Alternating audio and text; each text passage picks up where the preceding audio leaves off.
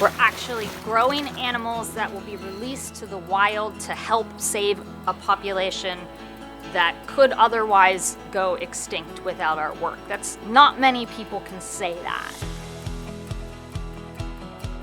We're breeding corals. Corals are animals. They produce eggs and sperm. One gametogenic cycle per year, so only one birth per year. And by growing these corals, we are giving the world more time to figure out how to conserve coral reefs.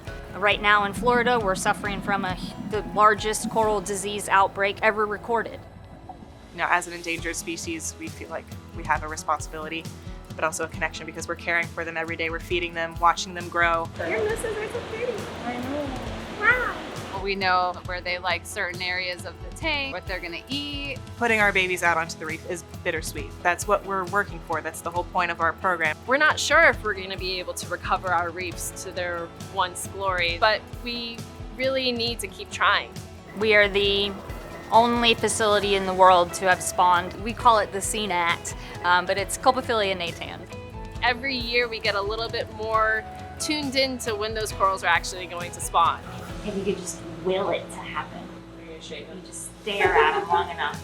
I always just have this little voice in my head that's going, maybe they're not gonna spawn, Keri. Usually you're not gonna notice anything until you're like, whoa, there's stuff coming out. If the corals aren't spawning, somebody will go, wait, we're not playing the music. That's it.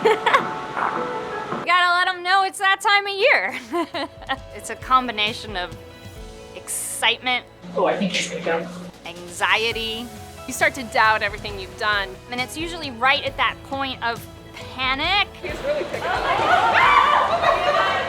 Everything will be fine. Alright, so I'm gonna say right now. So we do have a small window of time that we're able to fertilize these embryos and get them settled. The coolest part of this, when you really you start to see them when they fertilize and then they start to swim and you're like, oh wow. Usually our fertilization rate's about 90% or higher, which is fantastic. That's not because of luck, it's because of persistence and the team that's willing to do it. Ultimately, we're working to put ourselves out of a job.